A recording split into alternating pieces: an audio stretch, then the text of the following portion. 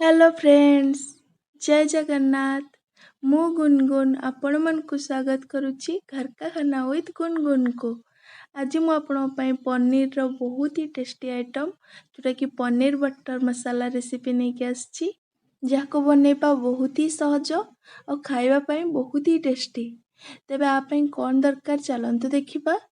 ता पूर्व जदि आपण माने मो वीडियो को नुआ करी देखुचंदी तेबे मो चैनल को सब्सक्राइब कर दियंतु, ता पाखर देबा बेल आइकन को प्रेस कर दियंतु जहाद्वारा आपण मो चैनल रिलेटेड वीडियो फास्ट देखि परिबे। तो मु इटा 250 ग्राम पनीर को एमती साइज रे काटी कि नै जाईची। आ मु किछि बॉइल्ड मिल्क नैची, आर यूज मु परे कहबी। आ किछि काजू नैची, दालचीनी नैची, तेजपत्र नैची, अदा नैची और रसुण भी नैची। तो मु एटी किछि गरम मसला पाउडर नैची, कस्तूरी मेथी नैची, धनिया पाउडर नैची। एटी मु किछि विदाउट सुगर वाला खोया नैची, जोटा को मु खीर को फुटै बनैची। यार रेसिपी मु डिस्क्रिप्शन बॉक्स रे दे देबी। या बदले आपण सुगर भी ऐड करि परिबे किबा कंडेंस्ड मिल्क ऐड करि परिबे। एटी मु फ्रेश क्रीम नैची, धनिया पत्र को चॉप्ड करके नैची, पियाज को भी चॉप्ड करके नैची, टमाटो को भी चॉप्ड करके नैची, सुखिला लंका नैची और बटर नैची, जोटा कि रेसिपी रो मेन इंग्रेडिएंट। और इटी काश्मीरी रेड चिली पाउडर और सॉल्ट स्वाद अनुसार। तबे चलंतु आमे प्रिपेयर करिबा। सेति पय प्रथम मु गैस को ऑन कर दोची। तापर गोटे पैन किबा कढ़ाई बसे देबे। कढ़ाई टिके गरम हो सारा परे मु सेतरे 1 टेबलस्पून बटर दे दोची। बटर को टिके मेल्ट हबा पे दबा। तापर मु सेतरे गोटे जो मीडियम साइज रो प्याज को चॉप करके रखली सेटा ऐड कर देली और 3टा सुखला लंका ऐड कर देली। और टिके फ्राई कर दबा। बेसी फ्राई करबा दरकार नहीं, जस्ट हल्का फ्राई करिवे।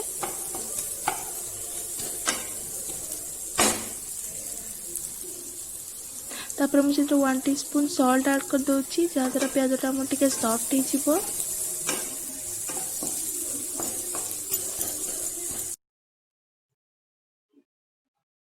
तापर मु सेतरे 3टी रसुण ऐड कर दोची और 1 इंच अदा ऐड कर दोची।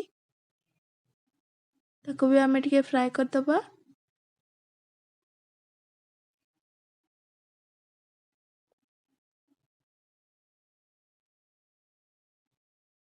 आपण को बिना प्याज रसुण रे भी बनै परिबे।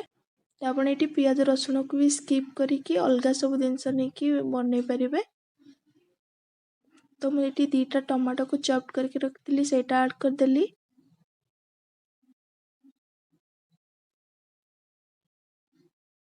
टमाटोटा टिके सॉफ्ट होवा पे मु ताको टिके कवर कर देबी।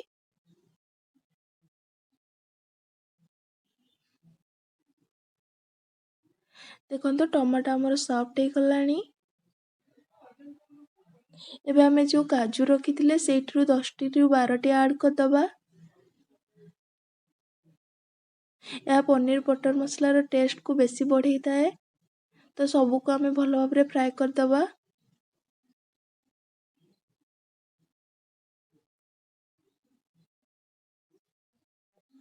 देखंतो हमर एतकी ही फ्राई करिवार अछि, बेसी आउ करिवार नहीं। एबे हमें गैस को ऑफ कर दबा और ताको ठंडा हवा पे छाड़ी दबा। ठंडा हला हमें तार गोटे स्मूथ पेस्ट बनेबा। तो सेई भितरे मु जो खोया रखिथिली सेटा को भी गोटे स्मूथ पेस्ट कर देबी।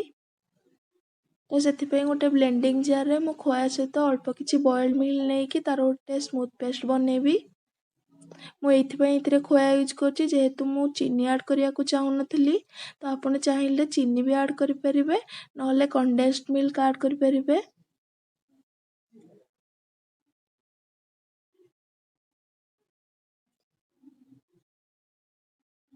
देखंतु एई बळी भाबे ही बनेबे। या द्वारा से मसला से तो भल से मिक्स ही जीवो। ଆମେ ଆକୁ ରଖିଦେବା ଆଉ ପରେ ୟୁଜ୍ କରିବା। ତ ଆମର ମସଲା ଏବେ ଥଣ୍ଡା ହେଇଯାଇଛି, ତ ତାକୁ ଆମେ ଗ୍ରାଇଣ୍ଡିଙ୍ଗ କରିଦେବା ଆଉ ଗୋଟେ ଥିକ୍ ପେଷ୍ଟ କରିଦେବା। ଆଉ ଏଥିରେ ପାଣି ବିଲକୁଲ ବି ଆଡ଼୍ କରିବେନି, କାହିଁକି ନା ଟମାଟୋ ଆଡ଼୍ ହେଇଛି ତ ଆମର ଏଥିରେ ପାଣିର ଦରକାର ପଡ଼ିବନି। ଏବେ ସେଇ ସେମ୍ କଡ଼େଇକୁ ଏବେ ଆମେ ଆଉଥରେ ଗରମ କରିଦେବା ଆଉ ସେଥିରେ ଆଉ 1 ଟେବୁଲ୍ ସ୍ପୁନ୍ରୁ 2 ଟେବୁଲ୍ ସ୍ପୁନ୍ ବଟର ଦେବା।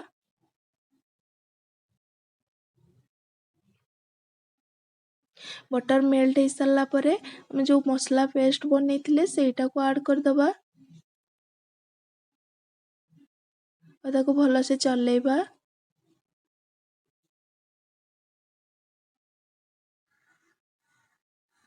ତାପରେ ଯେଉଁ ଗ୍ରାଇଣ୍ଡିଙ୍ଗ ଜାର୍ରେ ଟିକେ ଲାଗିଥିଲା ମସଲା, ମୁଁ ସେଥିରେ ପାଣି ଆଡ଼୍ କରିକି ପୁଣି ଏଥିରେ ଢାଳି ଦେଉଛି।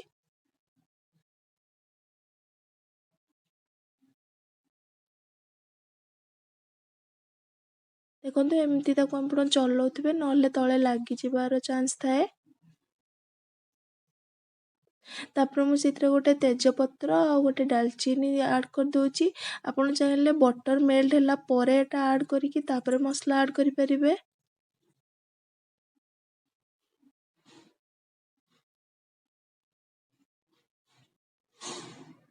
ଆଉ ତାକୁ କଣ୍ଟିନ୍ୟୁଅସଲି ଏମିତି ଚଲାଉଥିବେ। ତାପରେ ସେ ମସଲାଟା ଟିକେ ଫୁଟି ଆସିଲେ ଆମେ ସେଥିରେ 1 teaspoon Kashmiri red chilli powder, 1 teaspoon ଧନିଆ ପାଉଡ଼ର ଆଉ 1/2 ଟିସ୍ପୁନ୍ ଗରମ ମସଲା ପାଉଡ଼ର ଆଉ ଲୁଣ ସ୍ୱାଦ ଅନୁସାରେ ଆପଣ ଦେଖିକି ପରେ ବି ଆଡ଼ଜଷ୍ଟ କରିପାରିବେ। ଆଉ ତାପରେ ମୁଁ ଯେଉଁ ଖୋୟା ଆଉ ମିଲ୍କର ପେଷ୍ଟ ବନେଇଥିଲି ସେଇଟା ବି ଆଡ଼୍ କରିଦେଉଛି। ଆଉ ସବୁକୁ ଆମେ ଭଲ ଭାବରେ ଏମିତି ମିକ୍ସ କରିଦେବା।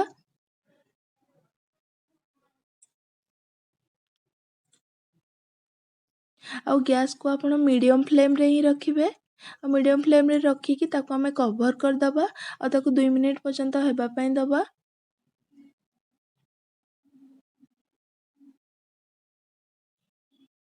ଆଉ ତାକୁ ମଝିରେ ଖୋଲିକି ଟିକେ ଏମିତି ଚଲାଉଥିବା, ନହେଲେ ମସଲାଟା ତଳେ ଲାଗିଯିବ।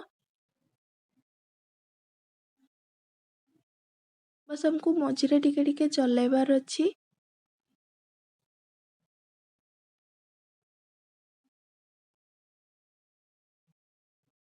ଏହା ଆପଣ ରୁଟି, ନାନ୍, ପରଠା କିଛି ବି ସହିତ ଖାଇପାରିବେ, କିମ୍ବା ଆପଣ ଫ୍ରାଏଡ଼୍ ରାଇସ୍ କିମ୍ବା ପ୍ଲେନ୍ ରାଇସ୍ ସହିତ ବି ଖାଇପାରିବେ।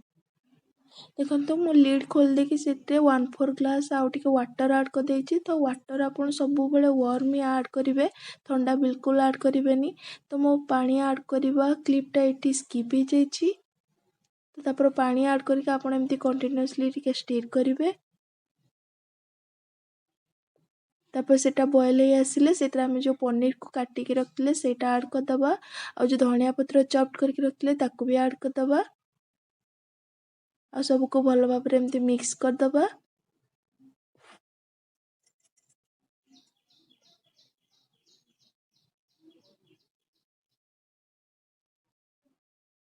ଏବେ ଆଉଥରେ ଆମେ ଆକୁ କଭର୍ କରିକି 2 ମିନିଟ୍ ପର୍ଯ୍ୟନ୍ତ ଲୋ ଫ୍ଲେମ୍ରେ ହେବା ପାଇଁ ଦେବା।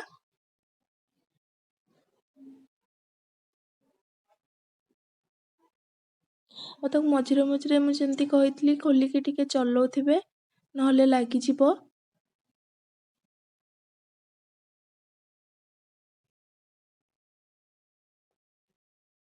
ଦେଖନ୍ତୁ ଏବେ ଆମର ହେଇ ଆସିଲାଣି।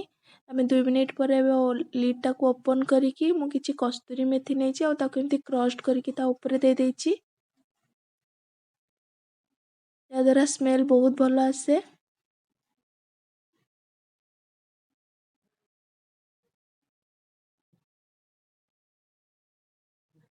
ତାପରେ ମୁଁ ଯେଉଁ ଫ୍ରେଶ୍ କ୍ରିମ୍ ନେଇଥିଲି ସେଇଥିରେ 2ରୁ 3 ଟିସ୍ପୁନ୍ ଦେଇଦେଉଛି।